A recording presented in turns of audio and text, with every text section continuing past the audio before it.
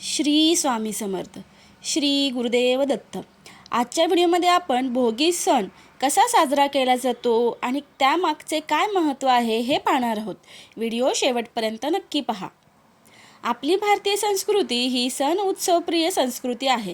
ऋतुमानानुसार वैज्ञानिक दृष्टिकोन ठेवून आपल्या पूर्वजांनी या सण उत्सव परंपरेचे नियोजन व पालन केल्याचे आढळते. म्हणूनच या भारतीय संस्कृतीचे संगोपन, संवर्धन व संक्रमण करणे आपले आद्य कर्तव्य ठरते. पौष कृष्ण 1 ते पौष कृष्ण 3 या 3 दिवसात दिवाळी, नवरात्र या सणांप्रमाणेच मकर संक्रांती या सणाचेही पर्व असते.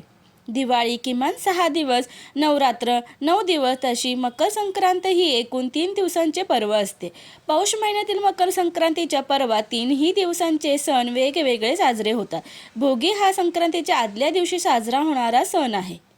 भोगी या सणाची माहिती. पौष महिन्यात संक्रांत या सणाच्या आदल्या दिवशी साजरा केला जाणारा सण म्हणजेच भोगी सण होय. भोगी शब्दाचा शब्दशः अर्थ आहे आनंद घेणारा व उपभोगणारा. या दिवशी हा सण साजरा करीत आपण सर्वांनी आनंद उपभोगायचा आहे, कारण भोगी हा आनंदाचा आणि उपभोगाचा सण म्हणून मानला जातो. पण भोगी या शब्दाचा या सणाला दुसराही अर्थ आहे. जेव्हा आपण देवाला नैवेद्य अर्पण करतो तेव्हा त्या नैवेद्याला भोग म्हणतात.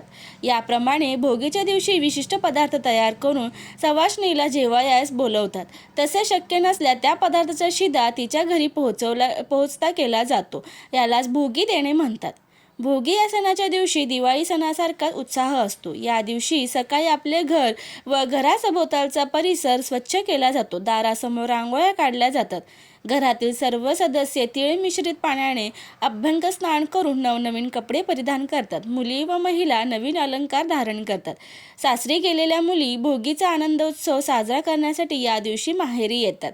अशा प्रकारे कुटुंबातील सर्वजण एकत्र येऊन भोगीचा आनंदोत्सव साजरा करतात. दुपारी जेवणाचा बेतही खास भोगीचा असतो. या भोगी सणाच्या दिवशी विशिष्ट पदार्थ करण्याची पद्धत आहे.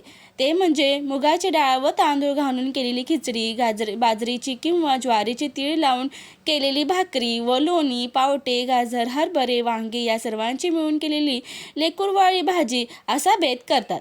या दिवशी सवाष्णीला जेवायला बोलवतात. तिचे आदरातिथ्य केले जाते व देवाची व सूर्याची पूजा करून वरील पदार्थांचा नैवेद्य दाखवून सवाष्णासह सर्वजण एकत्र जेवायला बसतात. जेवणानंतर सवाष्णीला दान दक्षिणा देण्याची ही पद्धत आहे.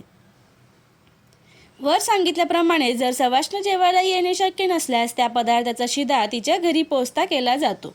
यालाच भोगी देणे असे म्हणतात. भोगी साजरी का करावी? या दिवशी इंद्रदेवाची आठवण काढली जाते. इंद्रदेवाने आपल्या धर्तीवर उदंड पिकावी म्हणून प्रार्थना केली होती अशी मान्यता आहे.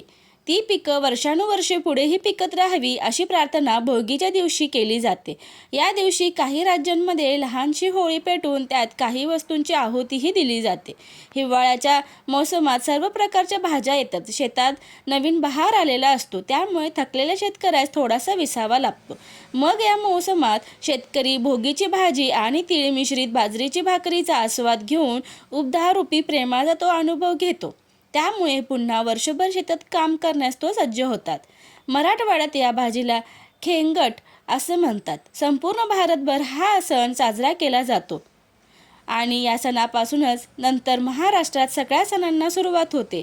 या सणाला भारतभर वेगवेगळी नावे आहेत. तमिळनाडू हा सण पोंगल व आसाममध्ये भोगली बिहू आणि पंजाबमध्ये लोहरी, राजस्थानमध्ये उत्तरावण म्हणून साजरा केला जातो. या दिवशी जुन्या वाईटचा त्याग करून चांगल्या नव्याला अंगीकारलं जातं. नवा बदल केला जातो. म्हणूनच जुनं वाईट ते सगळं संपवून नव्या आरोग्यपूर्ण वर्षाची सुरुवात या दिवशी करायची.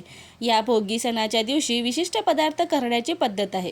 या सणाला सर्व प्रकारच्या भाज्या एकत्र करून तयार केलेली भोगीची भाजी, त्यात प्रामुख्याने हरभरा, पावटा, घेवडा, वांगे, गाजर, कांद्याची पात, शेंगदाणा, वटाणा, चाकवत, फ्लॉवर आदी भाज्या वापरल्या जातात. तीळ लावलेली बाजरीची भाकरी, लोणी, पापड, वांग्याचे भरीत, चटणी आणि खमंग खिचडी करण्याची परंपरा आहे. भोगीची भाजी अतिशय चवदार लागते. यात फोडणीला तीळ असतात.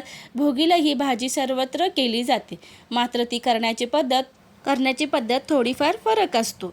भोगीच्या सर्वांना खूप खूप शुभेच्छा. धन्यवाद.